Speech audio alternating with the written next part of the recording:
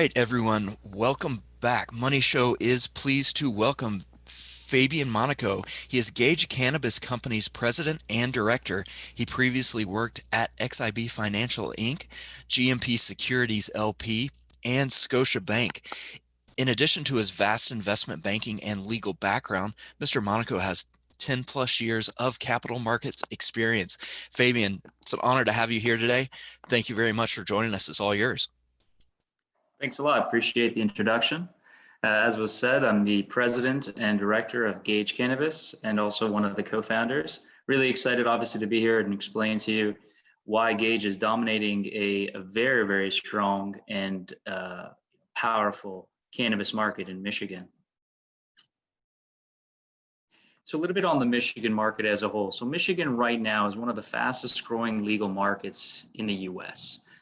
You have this amazing, strong underlying base of medical patients. In fact, it was the second largest medical cardholder system behind California for over a decade, and was the second strongest medical cardholder system up until recently in the 2020 year, where Florida recently surpassed Michigan in terms of total medical cardholders. So you have this phenomenal medical base in Michigan for over a decade, which has really created a platform for the adult use market to thrive.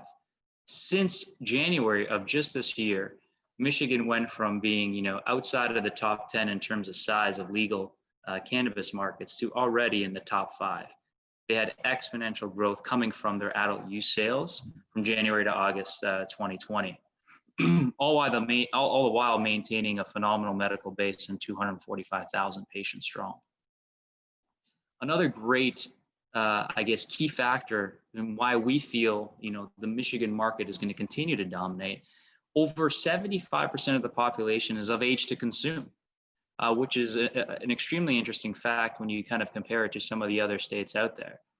And, with this and coupled with the strong, medical base, it really creates a perfect scenario where we feel Michigan will continue to be one of the fastest growing cannabis markets, not only now in 2020, but also moving towards 2021. For us, our reach in terms of our assets that we have, we're able to cover over 90% of the population within an hour's drive, which is an extremely key point as well, especially considering the fact that delivery is allowed in the state of Michigan. So why Gage? We have an experienced leadership and advisory team. Our team and the co-founders have been in the industry for over 15 years, and more importantly, have been in the industry from a regulated standpoint as well, not only in the US, but also in Canada. We've applied for, we built, and we operated all of our assets that we have currently. No acquisitions whatsoever. All the license we have under our belts right now are all earned and either earned or acquired through real estate acquisition, both in the United States and in Canada. We have significant public and private market corporate finance expertise and experience. On our team, we have people that have brought companies public historically in many, many industries, and more importantly, brought a variety of companies public in the cannabis industry as well. So vast amount of experience, not only on the operational side, but also on the capital market side, which is the latter is a key point as I get into a couple of other things later on in the presentation. We're one of the largest vertically integrated state and a city approved company in Michigan, hands down. We have over 19 Class C grow licenses spread across 4 assets, grow assets. We have 3 processing licenses, and we have 13 retail locations. And again, of those 13, we're able to reach 90% of the population with 1 hour's drive from one of our dispensaries across the state of Michigan. Our portfolio is vast and differentiated. Michigan really has expansive rules and very welcoming rules, I would say, to the cannabis industry. The ability to sell a variety of products, whether it's flower, edibles, vapes, concentrates in the state of Michigan, really allows companies like ourselves to tackle the industry as a whole and really give that service offering that people and consumers are used to. And more importantly, and we'll talk a little bit more about this later on in my presentation, we have great exclusive third-party rights to some illustrious brands in the US that have proven successful for over a decade. And I'm really excited to talk about those a little bit later on. In terms of operations, we do have scale as well. We'll have over 150,000 square feet of cultivation completed within the 2021 year. Already, we have 3 cultivation assets that are up and running and producing product for us. We're now approaching a run rate of over 1,000 pounds per month of production. So that's 12,000 pounds a year. A little bit back to Michigan. Michigan is planned on becoming over a $3 billion market within the next couple of years. Touched upon a little bit of the 245,000 medical patients that we have now, which really has created a phenomenal base. Right now, as of August, Michigan had 109 million in monthly sales. September was also strong, coming in at around the same figure. So right now, it was 3+ straight months of Michigan sales being greater than 105 million in the month. And that is clearly some of the top numbers in this industry. As a whole, the market has grown over 210% since January. As I mentioned, it's predominantly been boosted by adult use sales, which those have specifically grown over 500% since January. In terms of even the sales that you were seeing back in 2019, I quickly mentioned before that Michigan wasn't even in the top 10 in terms of market size when we started this year, and already it's catapulted itself into a top 5 market. In terms of COVID, we did have the ability to remain open. We were deemed an essential business in Michigan. We had curbside pickup, and we continue to provide curbside pickup at the majority of our locations that we have operational.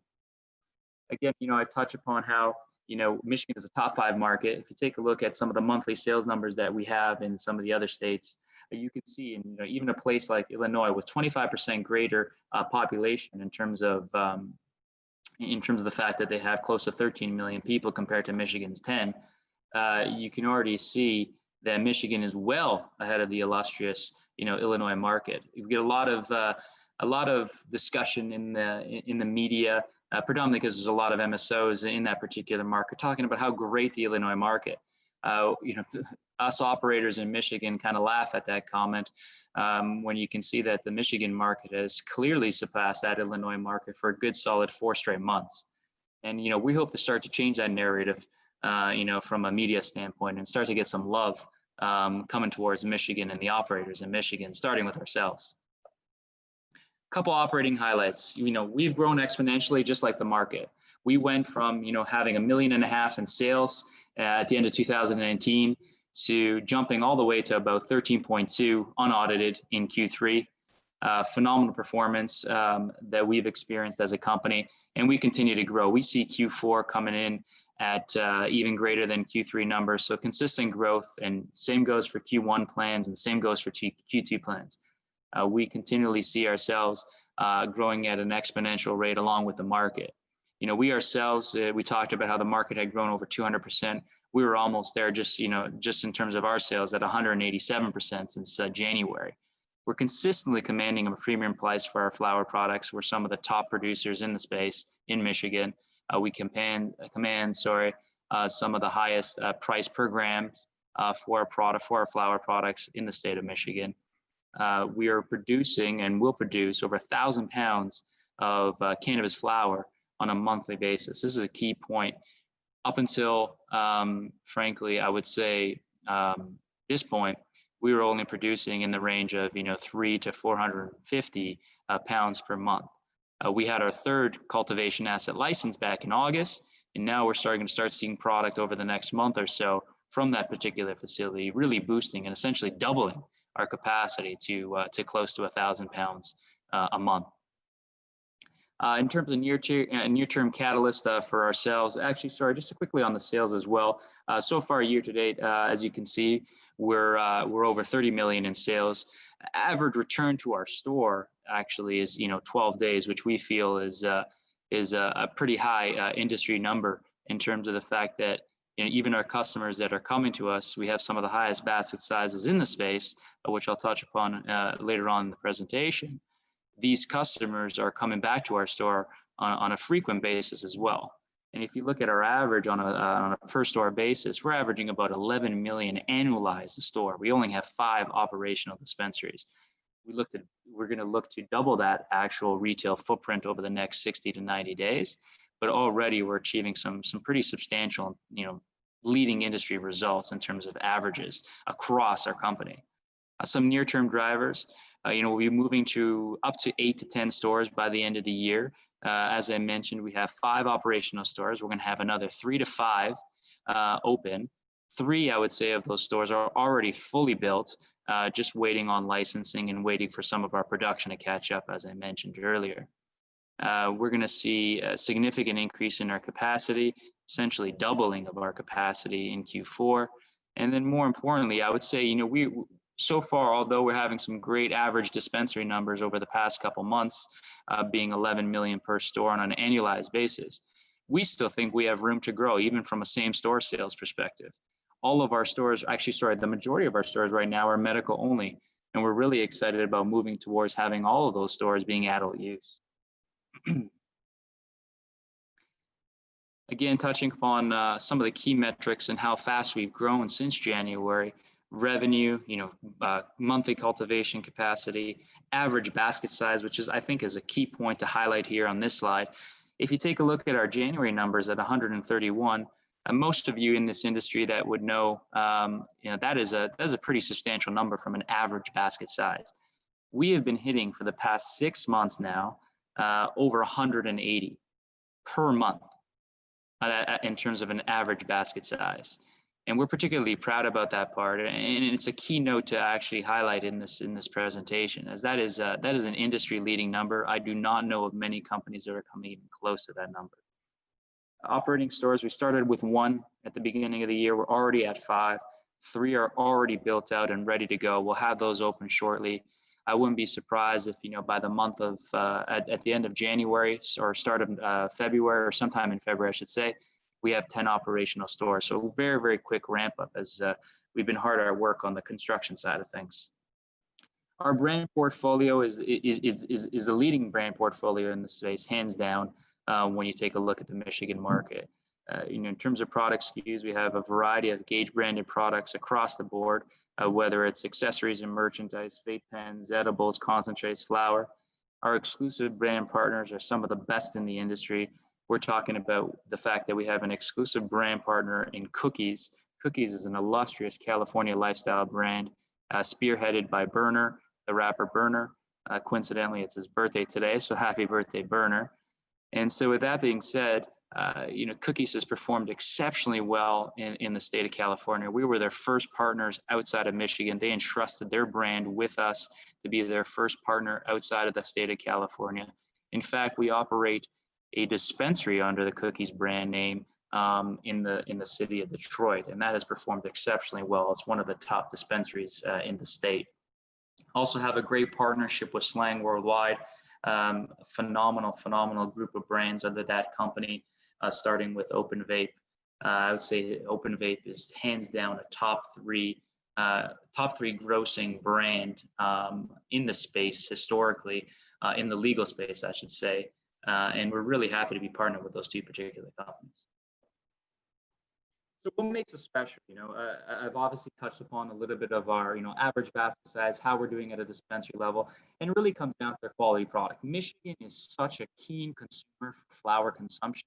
You really need to be dialed in. You really need to be focused on your flower product, and that's where we focus. That's our expertise. That's where the team has, years and years of experience. We manage the whole process. Every gram of cannabis we sell under our brand name is of the highest quality. We control all the inputs. And more importantly, we grow exclusively indoor. We grow high quality cannabis. We hand trim it, we hang dry it, and we ensure we deliver a consistent product each and every time. And so that has essentially given us the title of pretty much selling our product for some of the highest on a per gram basis. A majority of the Gage branded product and Cookies branded product sells for 55, 60, 65 and 8. And so we're really commanding premium pricing in that regard, and something that we're exceptionally proud of. Where are we getting this product? We have 3 operational cultivation assets. And again, these are operational. These are not something that, we need to spend a whole bunch of CapEx on to get operational. Again, these are facilities that are pumping product. Our first location was licensed only in 2019, in the summer of 2019. So in a little over a year, we've ramped up extremely fast. More importantly, our Monitor Township, we've begun an expansion, 80,000 square foot expansion there. We're really excited to have that up and running in the 2021 year. We'll essentially boost our production by another 2,000 pounds a month. So you're looking at a company that will have in the range of, approximately 35 to 37,000 pounds of production on a month, on a yearly basis, which translates to about 3,000 pounds a month. We're really excited about that because that is more than enough to support our current retail footprint, and even give us an opportunity to add even more to that retail footprint as we bring in more product on a wholesale basis. We manage the customer experience. It's great to grow premium, good quality product with a lot of time and effort and care into creating a top-notch experience, top-notch consumer experience. But when it comes to retail, you also have to manage that experience. You need to be talking to the consumer and obviously delineating what are some of the benefits of Gage branded products versus some of the others on the shelves. And so it doesn't matter how good our product is if it's put in the wrong hands. And that's why we create alignment. We run on a vertically integrated basis, and we run all of our retail. The Michigan average basket size, extremely strong, some of the top in the industry, top numbers in the industry in that regard at 85. To put it into context, the average basket size in California is in the high 60s. So Michigan well above that. And then more importantly, I've indicated a couple of our monthly numbers there, well above the industry average, well above the Michigan average. I would say over 100%. Over the Michigan average. And so we're particularly, proud on what we do at a retail level as well. We really create a fun and welcoming environment for all of our consumers, and our consumers have been rewarding us with that. More importantly, it's great for me to tell you how great our retail experience is, and it's another thing to actually win awards for. We've won multiple awards. I've only noted a couple here on the slides. We are widely considered widely considered to have some of the nicest dispensaries in the country. If any of you guys currently listening to me are from Michigan, I really would love and encourage you guys to come and visit one of our stores, our many stores that we have in the state. It's great to have phenomenal product. It's great to manage the retail experience, but you also need to have accessibility. As you see here, we have carefully and thoughtfully, almost down to a science, distributed our retail assets in a variety of cities across the state of Michigan. We can reach a consumer within less than a 1 hour's drive, 90% of the population within a 1 hour's drive.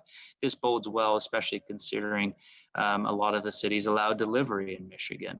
Again, I touched upon the fact that Michigan has pretty expansive and widespread rules that have really welcomed a burgeoning adult use market, and delivery is an important point. And we think that's a low-hanging fruit for us as we progress to the 2021 year, as we really haven't ramped up our delivery capabilities.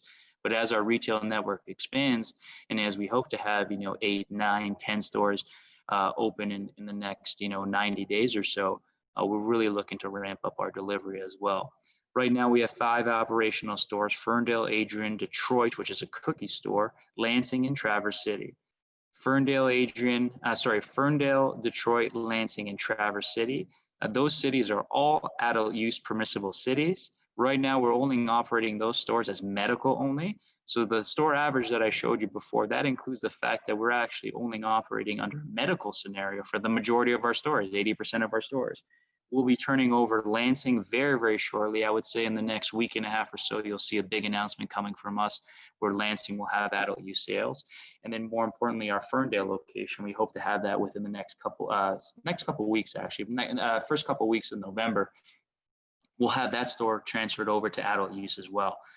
So we're particularly excited about that. And some of the new stores that will be coming soon will be Battle Creek, Kalamazoo, Bay City, and Grand Rapids. And those should all be operational, as I mentioned, within the next 90 days. We also have phenomenal brand awareness. I'd say we're one of the most followed companies on social media in the space. If you take a look at our brand partners, being the Cookies Group and their family of brands, Berner and Rick Ross. Rick Ross, obviously, with his Collins Avenue, and Berner, obviously, being one of the co-founders of Cookies. These are just phenomenal brands, tons of exposure across the industry. Our particular brand itself, Gage, has over 22,000 followers on Instagram, and these are real engaging followers. These are not. This is not a scenario where Gage went out and bought all those followers. If you take a look at our postings and take a look at the comments or the people that engage with us in on our social media platforms, you can obviously tell that these are consumers that just love the brand. They eat, breathe, and sleep, what we're all about, and we're just so proud to have these people behind us. I touched quickly upon our exclusive brand partnership with the Cookies Group. And so we have the exclusivity on the cultivation, processing, and retail in the state of Michigan. We operate one of the stores. It's the 8 Mile store. It's one of the best medical dispensaries in terms of sales in the state. Particularly excited about the fact that the city of Detroit recently passed an ordinance for adult use permissibility within the city of Detroit. So we're looking forward to obviously having that city convert and that dispensary convert over to adult use as well, in addition to being a medical store. One thing, again, for me to talk about how great our product is, how great our retail experience, is, how great our numbers are, how great our average basket sizes are. But I think, it's really a shot, of credibility when you take a look at who's part of our team, who are some of our brand partners. Cookies, Slang. These are some of the best brands and companies in the space, Slang being just a true powerhouse on the extract-based side of things when it comes to products, and obviously Cookies with their phenomenal strains that they come out almost on a daily basis, it seems, amongst their company and their family of brands. More importantly, Bruce Linton, he joined our company over a year ago as our executive chairman. He's the former co-founder, chairman, and CEO of Canopy Growth. Obviously an illustrious name in the space. He brings an immense amount of operational credibility, and more importantly, just in terms of the capability of getting the Gage brand out there from a media perspective and screaming from the rooftops essentially about how great the brand name is and all the amazing things we're doing in Michigan. He's been an immense partner for us and really just a great individual to have on our team, and really shows the true capabilities of the team. I think Bruce or Cookies or Slang, they could have had their pick in terms of partnerships or companies to join in Michigan, and we're particularly proud about having each and every one of those as part of our team, our broader team. Again, I want to quickly summarize on our asset portfolio. We have 19 Class C licenses, 3 processing licenses, and 13 provisioning center. We have 4 cultivation assets. 3 of them are operational already. In terms of processing, our Harrison Township is fully licensed for processing. Our Monitor Township, which is our third grow that we had licensed back in August 2020. We will also have a processing lab attached to that particular facility. That processing lab will be completed, I would say, by the end of Q1. So we'll have 2 processing licenses fully operational by the end of Q1 2021. Our dispensary network, I touched upon this earlier, is extremely vast. We have great reach in terms of population reach, over 90% within an hour. And then more importantly, we're looking to expand this dispensary network as well. We're constantly applying to new cities that have new licensing regimes. It's a funny thing, actually, Michigan. There's been a couple rumors about the fact that Michigan's an unlimited licensed state unlimited licensed kind of regime. While that's factual at the surface, people fail to recognize that it's actually the cities that control the licensing in Michigan. So while the state can issue an unlimited amount of licenses, it's actually a scenario that's more attuned with places like Massachusetts, where the cities have the power, and within those cities, it's an extremely restrictive licensing situation. If, for example, in Ferndale, there's only a few dispensary licenses there, and so you have let's call it 1,300 or so, 1,400 even, if you want to be conservative in your assessment, municipalities in the state of Michigan. only a third have decided whether to opt in or opt out of the medical or adult use cannabis program. And so you have a huge swath of cities that still have not decided whether to opt in or opt out of the program. And even the cities that have decided to opt into the program, some of those cities only allow dispensaries. Some of those cities only allowed 4, 5, or 6 dispensaries within their city. Some of those cities only allow cultivation, et cetera, et cetera. So it's a really constrained licensing regime that people don't quite understand. And we're doing our best to try to continually educate investors and other stakeholders to let them know that Michigan is a very, very strong market. It will soon be one of the top 3 markets in the U.S. And when it comes to licensing, it's not as plentiful as everybody thinks. Quickly on our management and board of directors, I touched upon Bruce. Obviously, I'm here today speaking with you guys, and a little intro on me was already done. But if you take a look at some of the other individuals that that are part of us, you have phenomenal operational experience, phenomenal C-suite experience, individuals that have been part of publicly traded companies in the past. You have individuals that have phenomenal industry experience. They've been, part of the industry since, the 2008 caregiver model that was implemented in Michigan as the first medical program in Michigan. And also you have a great regulatory and compliance help as well.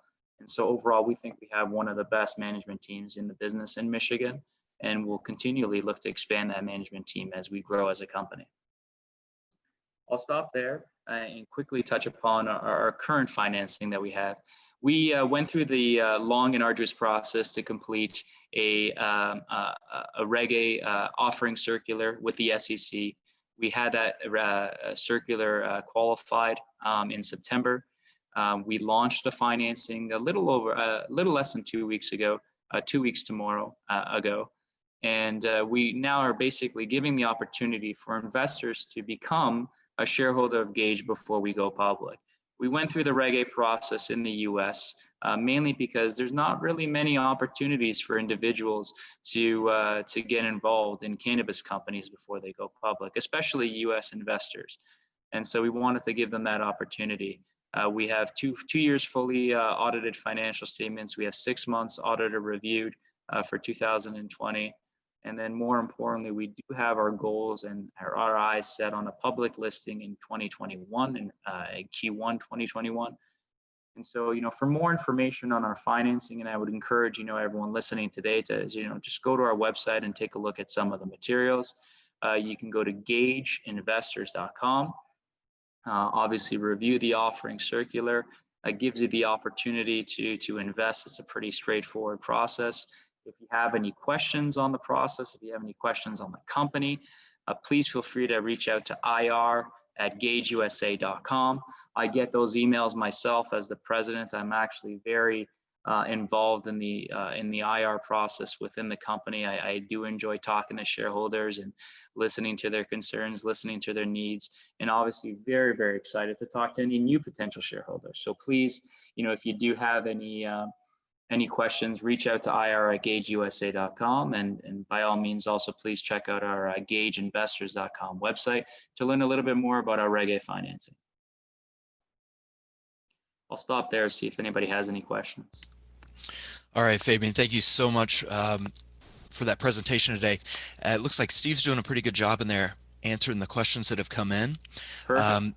We did have a few more questions on the side here. I see that one you answered.